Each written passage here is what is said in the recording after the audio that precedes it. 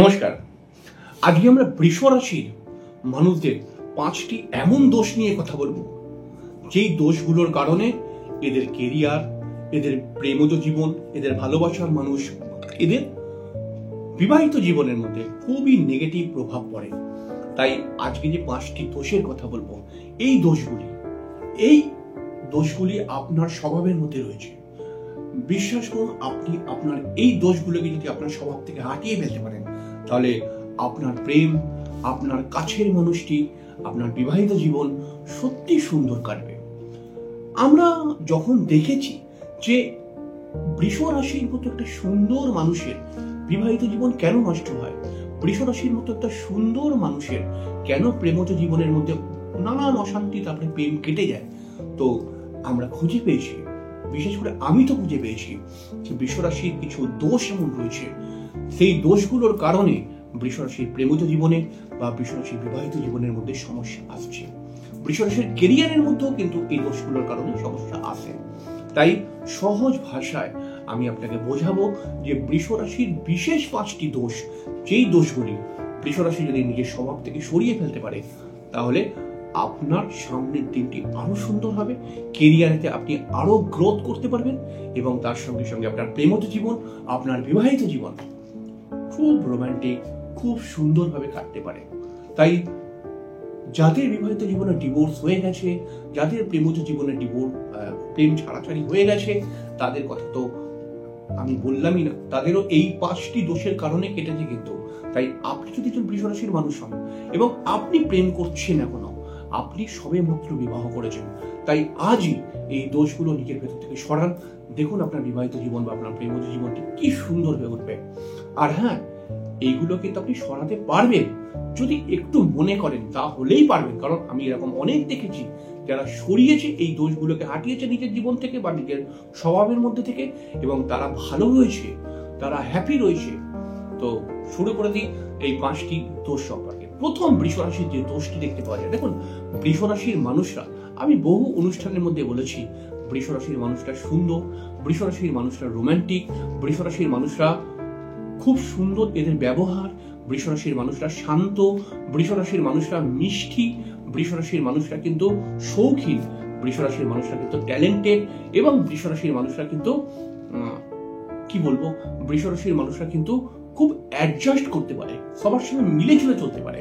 কিন্তু তারপরেও 5টি এমন দোষ রয়েছে বৃষ রাশির মধ্যে, যেই দোষগুলোর কারণে এত মিষ্টি, এত সুন্দর, এত পরিষ্কার, এত কর্তব্যপরায়ণ, এত পরিশ্রমী হওয়ার পরেও এদের কেরিয়ার, এদের প্রেমজ জীবন, এদের বিবাহিত জীবনের মধ্যে নেগেটিভ এফেক্ট পড়ে। তাই শুরু করে দিই 5টি দোষ, জেনে রাখুন এবং এটাকে হাঁটান নিজের জীবন থেকে। প্রথম কি স্বভাবটা নেগেটিভ দোষটি? প্রথম হচ্ছে জেদ। বৃষ রাশির মানুষরা কিন্তু প্রচন্ড ভালো এবং খুব দায়িত্ববান এবং কর্তব্যপরায়ণ এবং পরিশ্রমী এবং খুব মিষ্টি, আমি তো বারবার ধরে বলি, কিন্তু এরা কোনো সময় এমন জেদ করে বসে, যেই জেদটা কিন্তু সর্বদা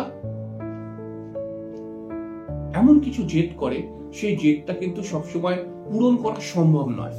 এরা যখন এত ভালো ব্যবহার এদের মধ্যে, কিন্তু এরা কোনো সময় জেদ করে, মাথা গরম করে তারপর জেদ, এবং মাথা গরম করে খুব রাগী হয়ে যায় এবং মুখ থেকে একটু উল্টোপাল্টা কথাবার্তা বার করে ফেলে।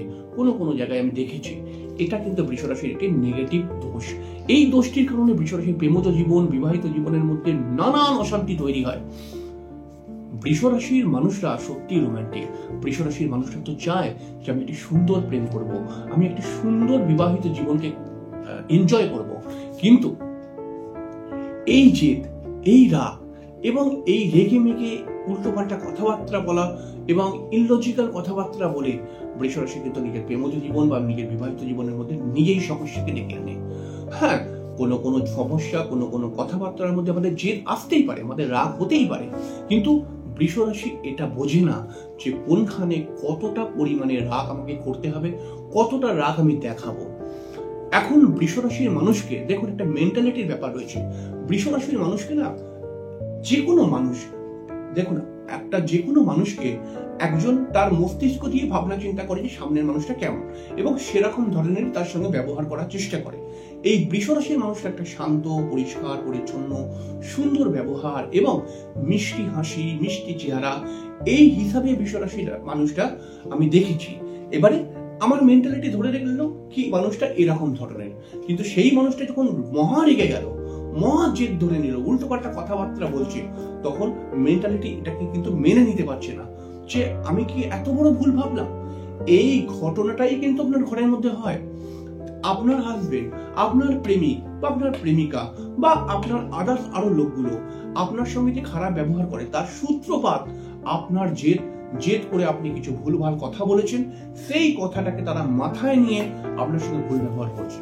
বিশ্বাস করুন, আপনি যদি আপনার ভিতর থেকে জেদকে সরিয়ে দিতে পারেন, মনে রাখবেন যে আপনার জীবন থেকে অনেকটা সমস্যা কেটে গেল এবং চট করে সমস্যা আসতে পারবে না আপনার কাছে, যদি আপনি শুধুমাত্র জেদটাকে সরিয়ে দিতে পারেন। আর জেদকে যদি সরিয়ে দিতে পারেন, রাগকে যদি সরিয়ে দিতে পারেন, তাহলে বিশ্বাস করুন আপনার কাছের মানুষটি, আপনার ভালোবাসার মানুষটি আরো অনেক বেশি আপনাকে ভালোবাসবেই বাসবে। কারণ তাকে যদি একান্তে জিজ্ঞেস করা হয় যে তোমার সঙ্গে বৃষ রাশির যে মহিলাটি রয়েছে বা পুরুষটি রয়েছে এত কেন বন্ডিং প্রবলেম, মানে এত ঝগড়া কেন হয়, তো সে একটা কথাই বলবে যে সে অকারণে আমার উপর জেদ দেখায়, এই জন্য আমার মাথা গরম হয়ে যায়, এই কথাটাই কিন্তু সে বলবে। আরেকটি অশুভ দোষ দেখতে পাওয়া যায় বৃষ রাশির মধ্যে, সেটা কি বৃষ রাশির মানুষদের মধ্যে কিন্তু একটু এনজয় করা, একটু ভালোভাবে বাঁচা এবং একটু বৃষ রাশির মানুষরা আরামপ্রিয় বলা যেতে পারে। বৃষ রাশির মানুষ যারা হয় তারা কিন্তু একটুখানি আরামপ্রিয়, তো অবশ্যই একটু ঘুমাতে ভালোবাসে এবং তার সঙ্গে সঙ্গে একটু এন্টারটেনমেন্টের দিকে এদের খুব বেশি ইন্টারেস্ট দেখতে পাওয়া যায়। এটা কিন্তু সর্বদা এদের প্রেমিক বা এদের হাজবেন্ড বা এদের ওয়াইফ বা এদের গার্লফ্রেন্ড এরা কিন্তু পছন্দ করে না এবং এর কারণে কিছু প্রফেশনাল জায়গাতেও ক্ষতির সম্মুখীন হতে হয় বৃষ রাশিকে।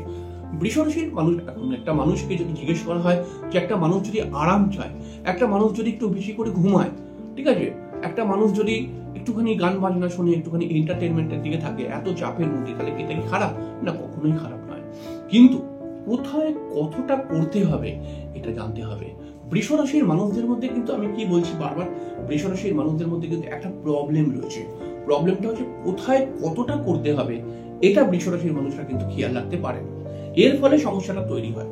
দেখুন, আরাম তো প্রত্যেকটি মানুষ চায়, কিন্তু প্রেমজ জীবনে বা বিবাহিত জীবনে বিশেষ করে এই আরাম এবং আপনার আরাম করে বেশিক্ষণ ধরে ঘুমানো, এইগুলোকে নিয়ে কথা কাটাকাটি বা কথা বাদ বিতর্কতা তৈরি হতে পারে। আপনি হয়তো আরাম করছেন, আপনার শরীরটা খারাপ, আপনি আরাম করছেন, কিন্তু এখন দেখা যায় বৃষ রাশির যে এই আরাম, এটা কিন্তু বাড়ির লোক বা তার হাজবেন্ড বা তার ওয়াইফ সহ্য করতে পারছে না, এরকম অনেক সময় দেখতে পাওয়া যায়। তাহলে বৃষ রাশির অবশ্যই আরাম প্রয়োজন, কিন্তু বৃষ রাশি কোনো কোনো সময় কিন্তু একটু এমনি আরাম করে নেয়, একটুখানি বেশি এন্টারটেনমেন্ট। এবারে বৃষ রাশির মধ্যে কিছু কিছু বৃষ রাশির ক্ষেত্রে দেখতে পাওয়া যায় যে তারা কিন্তু হাজবেন্ডের উপরে চাপ সৃষ্টি করে যে আমার এসি চাই তো এসি চাই, আমার একটা ভালো টিভি চাই তো টিভি চাই, বা আমার একটি গয়না চাই তো গয়না চাই। এরকম সবাই নয়, কিন্তু কিছু কিছু বৃষ রাশি দেখতে পাওয়া যায় এরকম। এবং এইগুলো তাদের হাজবেন্ডকে, ধরো হাজবেন্ডের সেই ক্ষমতা নেই সেটা এক্ষুনি করে দেওয়ার, কিন্তু হাজবেন্ডকে খুবই সমস্যার মধ্যে ফেলে দেয় এই কথাগুলো। এবং হাজবেন্ড কিন্তু বলে যে দেখো আমার এই সমস্যাটা, মানে এইগুলো তোমাকে এক্ষুনি দেবার মতো ক্ষমতা নেই, তোমাকে আমি আস্তে আস্তে দেবো, কিন্তু ও বৃষ রাশি বলে আমার এক্ষুনি চাই। এরকম প্রবলেম কিছু কিছু জায়গায় দেখতে পাওয়া গেছে, তাই এখানে কিন্তু খেয়াল রাখতে হবে। এবং বৃষ রাশি কোনো কোনো সময় নিজের কাজের ক্ষতি করে এন্টারটেনমেন্ট করা এবং নিজের কাজের ক্ষতি করে বন্ধু বান্ধবের সঙ্গে আড্ডা মারা এবং নিজের কাজের ক্ষতি করে একটুখানি অপরের হয়ে কাজ করা, অনেক সময় আমরা একটা চলতি কথা বলি না, ভূতের খাটনি করা, এরকম ধরনের কাজের মধ্যে লিপ্ত হয়ে পড়ে এবং এর ফলে এদের প্রফেশনাল জায়গাতে সব থেকে বেশি নেগেটিভ এফেক্ট পড়ে এবং এই কথাগুলোকে কেন্দ্র করে এদের বিবাহিত জীবনেও কিন্তু বাদ বিতর্কতা তৈরি হতে পারে। বৃষ রাশির আরেকটি সমস্যা রয়েছে, সেটা হচ্ছে কি বৃষ রাশির মানুষরা না, আমি কি বলবো, এরা তো প্রচন্ড রোমান্টিক এবং এরা প্রচন্ড, এদের মধ্যে প্রেমিক সুলভ আচরণ দেখতে পাওয়া যায়।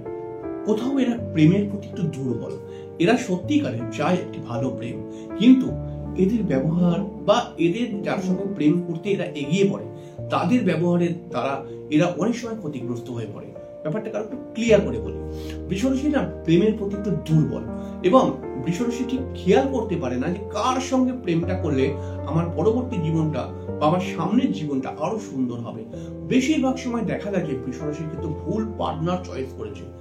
প্রথম জীবনে বৃষরাশি যখন প্রথম 22-25 বছর বয়স, যখন সবে মাত্র আস্তে আস্তে করে এগোচ্ছে, উঠছে, বড় হচ্ছে, তখন বৃষরাশির মধ্যে একটি ধারণা তৈরি হয় যে আমি এমন কোনো মেয়ের সঙ্গে বা ছেলের সঙ্গে প্রেম করব যে স্মার্ট, যাকে দেখতে সুন্দর, যার মধ্যে স্টাইল রয়েছে। তো বিশেষ করে এই ব্যাপারগুলো কিন্তু পরবর্তী সময় ভুল প্রমাণিত হয়। তখন পরবর্তী সময় মনে হয় কি না, এরকম ছেলেকে চয়েস করা বা এরকম মেয়েকে চয়েস করা আমার ঠিক হয়নি, কারণ এইরকম মেয়ে হয়তো দেখতে সুন্দর, হয়তো স্টাইলিশ, কিন্তু আসলে যে ঘরের কাজগুলো দরকার সেইগুলোর ক্ষেত্রে নিপুণা নয়। তো যার জন্য শ্বশুর শাশুড়ির সঙ্গে অনেক সময় বন্ডিং প্রবলেমও তৈরি হয়ে যায়। তাই বৃষরাশির মানুষ যে ভালোবাসার মধ্যে দুর্বলতাটা রয়েছে, এটা কিন্তু এদের মধ্যে হাঁটাতেই হবে। কারণ বৃষরাশি যদি সঠিক লাইফ পার্টনার খুঁজতে পারে, তাহলে এদের অনেক অনেক ক্ষমতা। কারণ বৃষ রাশিটি শুক্রের রাশি। বৃষ রাশিটা যেহেতু শুক্রের রাশি, বৃষ রাশির বেশিরভাগ মানুষরাই কিন্তু কেরিয়ারের মধ্যে, অর্থাৎ ছেলে হোক বা মেয়ে হোক, এদের কেরিয়ার গ্রোথ কিন্তু থাকে। তাহলে ভুল পার্টনার যদি আপনি চয়েস করে ফেলেন, তাহলে কেরিয়ারের জায়গাটা কিন্তু সমস্যা তৈরি হয়ে যায়। এছাড়াও বৃষরাশির মধ্যে একটা একটা একটা ভুল দেখতে পাওয়া যায়, সেটা হচ্ছে কি ধীরে ধীরে কাজ করা। বৃষরাশির মানুষরা কিন্তু খুব পারফেক্ট কাজ করতে চায়।